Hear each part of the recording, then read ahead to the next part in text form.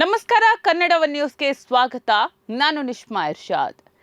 2014ರ ಮೇ ತಿಂಗಳಲ್ಲಿ ನರೇಂದ್ರ ಮೋದಿ ಅವರು ಅಚ್ಚೇ ದಿನ್ ಮತ್ತು ಕನಿಷ್ಠ ಸರ್ಕಾರ ಗರಿಷ್ಠ ಆಡಳಿತ ಎಂಬ ಆಕರ್ಷಕ ಘೋಷಣೆಯೊಂದಿಗೆ ಅಧಿಕಾರಕ್ಕೆ ಬಂದಾಗ ಇಡೀ ದೇಶವೇ ದೊಡ್ಡದೊಂದು ಬದಲಾವಣೆಯ ನಿರೀಕ್ಷೆಯಲ್ಲಿತ್ತು. ಆದರೆ ಒಂದು ದಶಕದ ಬಿಜೆಪಿ ಆಡಳಿತದ ನಂತರ ಇವತ್ತು ಹಿಂದಿರುಗಿ ನೋಡಿದ್ರೆ ಆ ಭರವಸೆಗಳೆಲ್ಲವೂ ಜನರಿಗೆ ಮಾಡಿದ ಬೃಹತ್ ವಂಚನೆ ಅನ್ನೋದು ಸ್ಪಷ್ಟವಾಗ್ತದೆ. ಭಾರತ ಮುನ್ನಡೆಯುವ ಬದಲು ತಲುಪಬೇಕಿದ್ದ ಎತ್ತರದಿಂದ ಭೀಕರವಾಗಿ ಕೆಳಗೆ ಬಿದ್ದಿದೆ. ಅಮೆರಿಕದ ಪ್ರಸಿದ್ಧ ಟೆಕ್ಸಾಸ್ ಟೆಕ್ ವಿಶ್ವವಿದ್ಯಾಲಯದ ವಿದ್ವಾಂಸರು ನಡೆಸಿದ ಈ ಸುದೀರ್ಘ ಅಂತಾರಾಷ್ಟ್ರೀಯ ಸಂಶೋಧನೆಯು ಮೋದಿಯವರ ವಿಕಸಿತ ಭಾರತದ ಪ್ರಚಾರದ ಹೊಳ್ಳುತನವನ್ನ ಬಿಚ್ಚಿಡುವುದರ ಜೊತೆಗೆ ಇಡೀ ದೇಶವನ್ನೇ ಬೆಚ್ಚಿ ಬೀಳಿಸುವಂತಹ ಆಘಾತಕಾರಿ ಅಂಕಿಅಂಶಗಳನ್ನ ಜಗತ್ತಿನ ಮುಂದೆ ಇಟ್ಟಿದೆ. ಈ ಅಧ್ಯಯನವನ್ನ ನಡೆಸಿರುವುದು ಯಾರೋ ವಿರೋಧ ಪಕ್ಷದ ನಾಯಕರಲ್ಲ, ಬದಲಿಗೆ ಅಮೆರಿಕದ ಪ್ರಸಿದ್ಧ ರಾಜಕೀಯ ವಿಜ್ಞಾನಿ ಕೆವಿನ್ ಗ್ರಿಯರ್ ಮತ್ತು ಕೃಷಿ ಅರ್ಥಶಾಸ್ತ್ರಜ್ಞ Robin Grier. Promises governance and growth in India under Modi and the BJP ಅನ್ನುವಂತಹ ತಮ್ಮ ಅಧ್ಯಯನ ಪ್ರಬಂಧದಲ್ಲಿ ಅವರು ಮೋದಿಯವರ 10 ವರ್ಷಗಳ ಆಡಳಿತವನ್ನ ಅತ್ಯಂತ ವೈಜ್ಞಾನಿಕವಾಗಿ ವಿಶ್ಲೇಷಿಸಿದ್ದಾರೆ. ಅವರ ವಿಶ್ಲೇಷಣೆಯ ನಿಷ್ಪಕ್ಷಪಾತ ಸಾರಾಂಶ ಏನು ಅಂತ ಹೇಳಿದ್ರೆ, ಮೋದಿ ಅವರ ಆಡಳಿತವು ಮೂಲಭೂತವಾಗಿ ಮುರಿದು ಬಿದ್ದ ಭರವಸೆಗಳ ಕಥನ ಅಂತ. ಹಾಗಾದ್ರೆ ಮೋದಿ ಪ್ರಧಾನಿಯಾಗದೆ ಹೋಗಿದ್ರೆ ಭಾರತ ಹೇಗಿರ್ತಾ ಇತ್ತು ಎಂಬುದನ್ನ ಈ ಸಂಶೋಧಕರು ಕಂಡು ಹಿಡಿದಿದ್ದು ಹೇಗೆ?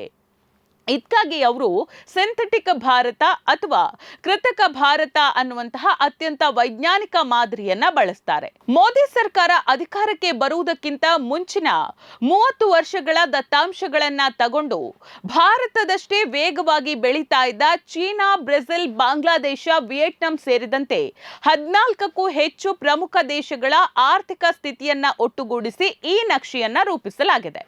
ಅಂದ್ರೆ ಮೋದಿ ಅಥವಾ ಬಿಜೆಪಿಯ ಯಾವುದೇ ಮಾದರಿಯೂ ಇಲ್ಲದೆ ದೇಶ ಹಳೆಯ ಹಾದಿಯಲ್ಲೇ ಸಾಗಿದ್ರೆ ಇವತ್ತು ಭಾರತ ಎಷ್ಟು ಪಟ್ಟು ಮುಂದಿರ್ತಾ ಇತ್ತು. ತಮ್ಮಿಂದಲೇ ದೇಶ ಬೆಳೀತಿದೆ ಅಂತ ಬಿಜೆಪಿ ಮಾಡಿಕೊಳ್ತಾ ಇರುವ ಆತ್ಮ ಪ್ರಶಂಸೆಯ ಪ್ರಚಾರವೆಲ್ಲ ಬರೀ ಬೂಟಾಟಿಕೆ ಮತ್ತು ಅಸಲಿ ಆರ್ಥಿಕ ಅಂಕಿಅಂಶಗಳನ್ನ ಮುಚ್ಚಿಡುವ ಹಸಿ ಸುಳ್ಳು ಎಂಬುದನ್ನ ಈ ಜಾಗತಿಕ ದತ್ತಾಂಶ ಎಳೆಯಾಗಿ ಬಯಲು ಮಾಡಿದೆ. ಈ ಆರ್ಥಿಕ ನಕ್ಷೆಯನ್ನ ಇವತ್ತಿನ ನೈಜ ಭಾರತಕ್ಕೆ ಹೋಲಿಸಿ ನೋಡಿದಾಗ ಬಿಜೆಪಿ ಸರ್ಕಾರದ ಆರ್ಥಿಕ ವೈಫಲ್ಯದ ನೈಜ ಸ್ವರೂಪ ಬಯಲಾಗ್ತದೆ. ಮೋದಿ ಸರ್ಕಾರ ಬರದೆ ಹಳೆಯ ಮಾದರಿಯ ಆಡಳಿತವೇ ಮುಂದುವರೆದಿದ್ರೆ 2023ರ ವೇಳೆಗೆ ಪ್ರತಿಯೊಬ್ಬ ಭಾರತೀಯನ ತಲಾ ಆದಾಯವು ಈಗ ಇರೋದಕ್ಕಿಂತ ವರ್ಷಕ್ಕೆ $1,000 ಹೆಚ್ಚಿರ್ತಾ ಇತ್ತು. ಅಂದ್ರೆ 4 ಜನರ ಒಂದು ಸಾಮಾನ್ಯ ಭಾರತೀಯ ಕುಟುಂಬಕ್ಕೆ ತಿಂಗಳಿಗೆ ಸರಾಸರಿ $27,000 ಹೆಚ್ಚುವರಿ ಆದಾಯ ಸಿಗಬೇಕಿತ್ತು. ಆರ್ಥಿಕತೆಯನ್ನ ಮುನ್ನಡೆಸ್ತೇವೆ ಅಂತ ಬಂದ ಬಿಜೆಪಿ ಆಡಳಿತದಿಂದಾಗಿ ಇಡೀ ದೇಶದ ಒಟ್ಟಾರೆ ಆರ್ಥಿಕತೆಗೆ ಬರೋಬ್ಬರಿ $1.4 ಟ್ರಿಲಿಯನ್ ಬೃಹತ್ ನಷ್ಟವಾಗಿದೆ. ಅಚ್ಚೇ ದಿನ್ ತರ್ತೇವೆ ಅಂತ ಹೇಳಿ ಪ್ರತಿಯೊಂದು ಭಾರತೀಯ ಕುಟುಂಬದ ಜೇಬಿನಿಂದ ತಿಂಗಳಿಗೆ $27,000 ಕಸಿದುಕೊಂಡಿದ್ದೇ ಬಿಜೆಪಿ ಸರ್ಕಾರದ ಅಸಲಿ ಆಡಳಿತ ಸಾಧನೆ ಅಂತ ಈ ಸಂಶೋಧನೆ ಎಚ್ಚರಿಸಿದೆ. ಸಾಮಾನ್ಯವಾಗಿ ಆಡಳಿತದ ಸಂಪೂರ್ಣ ಅಧಿಕಾರವನ್ನ ಒಬ್ಬನೇ ವ್ಯಕ್ತಿಯ ಕೈಯಲ್ಲಿ ಕೇಂದ್ರೀಕರಿಸಿದ್ರೆ ದೇಶದ ಆರ್ಥಿಕತೆ ಅತ್ಯಂತ ವೇಗವಾಗಿ ಬೆಳೆಯುತ್ತೆ ಅನ್ನುವಂತಹ ಒಂದು ಭ್ರಮೆಯನ್ನ ಸೃಷ್ಟಿಸಲಾಗುತ್ತೆ.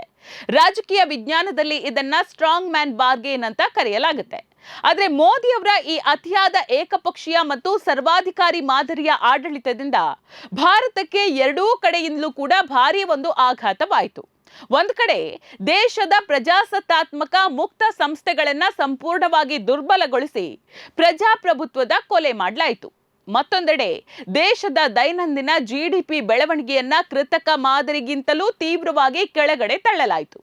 ಅಂದ್ರೆ ಅಧಿಕಾರ ಚಲಾಯಿಸುವ ಬಿಗಿ ಪಟ್ಟು ಹೆಚ್ಚಾಯಿತೇ ಹೊರತು ಜನಸಾಮಾನ್ಯರ ಜೇಬಿಗೆ ಸಿಗಬೇಕಾದ ನೈಜ ಹಣವನ್ನ ದೋಚಿದ್ದಷ್ಟೇ ಬಿಜೆಪಿ ಸರ್ಕಾರದ ದೊಡ್ಡ ಸಾಧನೆಯಾಯಿತು. ಇಲ್ಲಿ ವರದಿಯ ಅತ್ಯಂತ ಭಯಾನಕ ಮತ್ತು ಆತಂಕಕಾರಿ ಭಾಗ ಅಂದ್ರೆ ಬಿಜೆಪಿ ಅಧಿಕಾರಕ್ಕೆ ಬಂದ ಮೇಲೆ ದೇಶದ ಸ್ವಾಯತ್ತ ಸಂಸ್ಥೆಗಳನ್ನ ಹಂತ ಹಂತವಾಗಿ ನಾಶಪಡಿಸಿರೋದು. ಸಂಶೋಧಕರು ಪ್ರಜಾಪ್ರಭುತ್ವದ ಆರೋಗ್ಯವನ್ನ ಅಳೆಯುವ 10 ಪ್ರಮುಖ ಸೂಚಕಗಳನ್ನ ಪರಿಶೀಲಿಸಿದಾಗ ಭಾರತದ ಅಸಲಿ ಬಣ್ಣ ಬಯಲಾಗಿದೆ. ಕಾರ್ಯಾಂಗದ ಮೇಲೆ ನ್ಯಾಯಾಂಗದ ನಿಯಂತ್ರಣ, ಶಾಸಕಾಂಗದ ಸ್ವಾಯತ್ತತೆ, ಕಾನೂನಿನ ಎದುರು ಸಮಾನತೆ ಮತ್ತು ಸಂಘಟನೆಯ ಸ್ವಾತಂತ್ರ್ಯ. ಈ ಎಲ್ಲ 10 ಸೂಚಕಗಳು ಮೋದಿ ಸರ್ಕಾರ ವ್ಯವಸ್ಥೆಯನ್ನ ತೀವ್ರವಾಗಿ ಕೆಳಗೆ ತಳ್ಳಿದೆ. ಇದರಲ್ಲಿ ಅರ್ಧಕ್ಕೂ ಹೆಚ್ಚು ಸೂಚಕಗಳು ಬರೋಬ್ಬರಿ 45%ಕ್ಕಿಂತಲೂ ಹೆಚ್ಚು ಕುಸಿತ ಕಂಡಿದೆ. ಅಂದ್ರೆ ಪ್ರಜಾಪ್ರಭುತ್ವದ ಕಾವಲು ಪಡೆಯಂತಿದ್ದ ಸಂಸ್ಥೆಗಳನ್ನೇ ಬಿಜೆಪಿ ಆಡಳಿತ ತನ್ನ ಕಪಿಮುಷ್ಟಿಯಲ್ಲಿ ಇಟ್ಕೊಂಡು ದೇಶದ ಆಡಳಿತ ವ್ಯವಸ್ಥೆಯನ್ನೇ ಸಂಪೂರ್ಣವಾಗಿ ಜರ್ಜರಿತಗೊಳಿಸಿದೆ ಅಂತ ಸಂಶೋಧನೆಯಲ್ಲಿ ಸ್ಪಷ್ಟಪಡಿಸಲಾಗಿದೆ. ಪ್ರಜಾಪ್ರಭುತ್ವದ ನಿಜವಾದ ಜೀವಾಳವೇ ಪ್ರಜೆಗಳ ಮತ್ತು ಮಾಧ್ಯಮಗಳ ಅಭಿವ್ಯಕ್ತಿ ಸ್ವಾತಂತ್ರ್ಯ. ಆದರೆ 2014ರಲ್ಲಿ ಬಿಜೆಪಿ ಅಧಿಕಾರಕ್ಕೆ ಬಂದ ನಂತರ ದೇಶದಲ್ಲಿ ನಡೆದಿದ್ದೇನು? ಪ್ರಶ್ನೆ ಕೇಳುವವರ ಧ್ವನಿಯನ್ನೇ ಹಸಿಯಾಗಿ ಅಡಗಿಸುವ, ಮಾಧ್ಯಮಗಳ ಬಾಯಿ ಮುಚ್ಚಿಸುವ ಮತ್ತು ಸರ್ಕಾರದ ವಿರುದ್ಧ ಮಾತನಾಡಿದವರ ಮೇಲೆ ದಾಳಿ ಮಾಡುವ ಭಯದ ವಾತಾವರಣವನ್ನ ಸೃಷ್ಟಿಸಲಾಯಿತು. ಜಾಗತಿಕ ವಿಡೆನ್ ಸಂಸ್ಥೆಯ ದತ್ತಾಂಶಗಳನ್ನು ಆಧರಿಸಿ ಸಿದ್ಧಪಡಿಸಲಾದ ಈ ಸ್ಫೋಟಕ ವರದಿಯ ಪ್ರಕಾರ ಮೋದಿ ಆಡಳಿತದಲ್ಲಿ ಭಾರತದ ಅಭಿವ್ಯಕ್ತಿ ಸ್ವಾತಂತ್ರ್ಯ ಬರೋಬ್ಬರಿ 56.2% ಕೆಳಗೆ ಬಿದ್ದಿದೆ. ಅಂದ್ರೆ ವಿಶ್ವಗುರು ಅಂತ ಡಂಗೂರ ಸಾರುವ ಬಿಜೆಪಿ ಸರ್ಕಾರ ಪ್ರಜಾಪ್ರಭುತ್ವದ ಮೂಲ ಸ್ತಂಭವಾದ ಮಾಧ್ಯಮ ಸ್ವಾತಂತ್ರ್ಯ ಮತ್ತು ನಾಗರಿಕರ ಧ್ವನಿಯನ್ನೇ ಹಂತವಾಗಿ ಕತ್ತರಿಸಿ ಹಾಕಿದೆ ಎಂಬುದು ಈ ಜಾಗತಿಕ ವರದಿ ಎಳೆಯಾಗಿ ಬಿಚ್ಚಿಟ್ಟಿದೆ.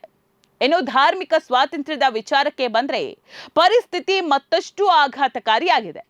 2014ಕ್ಕೂ ಮುಂಚೆ ಭಾರತದಲ್ಲಿ ಧಾರ್ಮಿಕ ಸೌಹಾರ್ದತೆ ಮತ್ತು ಸ್ವಾತಂತ್ರ್ಯದ ರೇಖೆ ಸ್ಥಿರವಾಗಿತ್ತು. ಆದರೆ ಮೋದಿ ಸರ್ಕಾರ ಅಧಿಕಾರಕ್ಕೆ ಬಂದ ನಂತರ ನಾಗರಿಕರು ತಮ್ಮ ಧರ್ಮವನ್ನ ಆಯ್ಕೆ ಮಾಡುವ, ಆಚರಿಸುವ ಮತ್ತು ಪ್ರಚಾರ ಮಾಡುವ ಹಕ್ಕಿನಲ್ಲಿ ಬರೋಬ್ಬರಿ 168.7% ಬೃಹತ್ ಕುಸಿತ ದಾಖಲಾಗಿದೆ.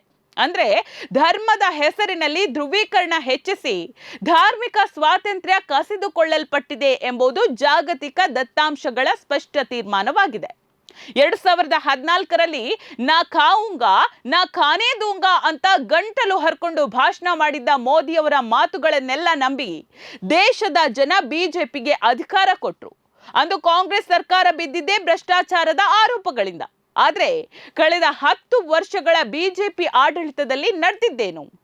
ಭ್ರಷ್ಟಾಚಾರವನ್ನ ಬೇರು ಸಹಿತ ಕಿತ್ತು ತೆಗಿತೇವೆ ಅಂದವರು ವ್ಯವಸ್ಥೆಯನ್ನೇ ಭ್ರಷ್ಟಾಚಾರದ ಕೂಪವನ್ನಾಗಿ ಮಾಡಿದ್ರು. ಅಮೆರಿಕನ್ ವಿಶ್ವವಿದ್ಯಾಲಯದ ಈ ಸ್ಫೋಟಕ ವರದಿಯೇ ಹೇಳುವಂತೆ ಮೋದಿ ಆಡಳಿತದಲ್ಲಿ ರಾಜಕೀಯ ಭ್ರಷ್ಟಾಚಾರ ಕಡಿಮೆಯಾಗುವ ಬದಲು ಭೀಕರವಾಗಿ ಹೆಚ್ಚಾಗಿದೆ.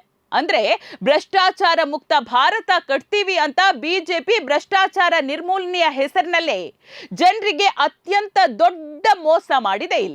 ಇಲ್ಲಿ ಪ್ರತಿಯೊಬ್ಬ ಭಾರತೀಯನಿಗೂ ಒಂದು ದೊಡ್ಡ ಅನುಮಾನ ಬರಲೇಬೇಕು.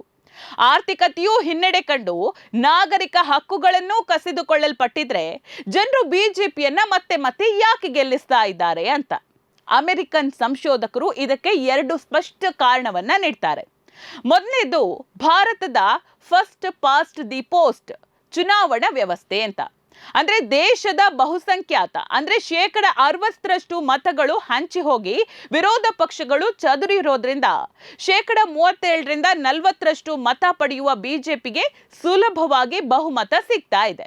ಎರಡನೇದಾಗಿ ದೇಶದಲ್ಲಿ ಸೃಷ್ಟೀಕರಿಸಲಾಗಿರುವಂತಹ ಧಾರ್ಮಿಕ ಧ್ರುವೀಕರಣ. ಸಾಮಾನ್ಯ ಪ್ರಜಾಪ್ರಭುತ್ವದಲ್ಲಿ ಧಾರ್ಮಿಕ ಸ್ವಾತಂತ್ರ್ಯದ ಕಡಿತ ಹಿನ್ನಡೆಯಾದ್ರೆ ಸರ್ಕಾರದ ಬೆಂಬಲಿಗರು ಅದನ್ನೇ ಸಾಧನೆ ಅಂತ ಭಾವಿಸ್ತಾರೆ. ಅಂದ್ರೆ ಆರ್ಥಿಕ ನಷ್ಟಕ್ಕಿಂತ ಭಾವನಾತ್ಮಕ ವಿಚಾರಗಳೇ ಇಲ್ಲಿ ಇವರನ್ನ ಗೆಲ್ಲಿಸ್ತಾ ಇದೆ ಅಂತ. ಒಟ್ನಲ್ಲಿ ಮೋದಿ ಅವರ ಆಡಳಿತವು ಮೂಲಭೂತವಾಗಿ ಮುರಿದು ಬಿದ್ದ ಭರವಸೆಗಳ ಕಥನ ಅಂತ ಅಮೆರಿಕನ್ ಸಂಶೋಧಕರು ನೀಡಿರುವ ಈ ವರದಿ ಭಾರತದ ಪ್ರಜಾಪ್ರಭುತ್ವಕ್ಕೆ ಬಿದ್ದಿರುವ ಬೃಹತ್ ಎಚ್ಚರಿಕೆಯ ಗಂಟಿಯಾಗಿದೆ.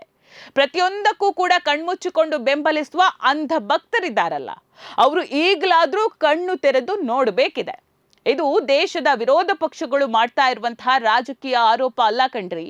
ಬದಲಿಗೆ ಅಂತಾರಾಷ್ಟ್ರೀಯ ಸಂಶೋಧಕರು ಸಾಕ್ಷ್ಯ ಸಮೇತ ಜಗತ್ತಿನ ಮುಂದೆ ಇಟ್ಟಿರುವಂತಹ ಹಸಿ ಸತ್ಯ. 2014ರಲ್ಲಿ ಬಿಜೆಪಿ ಕೊಟ್ಟ ಅಚ್ಚೇ ದಿನ್ ಭರವಸೆಗಳು ಕೇವಲ ಚುನಾವಣಾ ಭಾಷಣಕ್ಕೆ ಸೀಮಿತವಾಗಿ ಮೋದಿಯ ವಿಶ್ವಗುರು ನಾಟಕದ ಅಸಲಿ ಬಣ್ಣ ಇಡೀ ಜಗತ್ತಿನ ಮುಂದೆ ಇವತ್ತು ಸಂಪೂರ್ಣವಾಗಿ ಬಯಲಾಗಿದೆ. ದೇಶದ ಅಭಿವೃದ್ಧಿ ಎಲ್ಲಿಗೆ ತಲುಪಿದೆ ಎಂಬುದನ್ನ ಈ ಅಂಕಿ ಅಂಶಗಳನ್ನ ನೋಡಿದ್ರೆ ಪ್ರಜೆಗಳಿಗೆ ಅರ್ಥ ಆಗುತ್ತೆ. ದಯವಿಟ್ಟು ಎಲ್ಲರೂ ಒಮ್ಮೆ ಯೋಚನೆ ಮಾಡಿ ನೋಡಿ. ನೋಡ್ತಾ ಇರಿ ಸಮ ಸಮಾಜಕ್ಕಾಗಿ ಕನ್ನಡ ನ್ಯೂಸ್. ನಮಸ್ಕಾರ.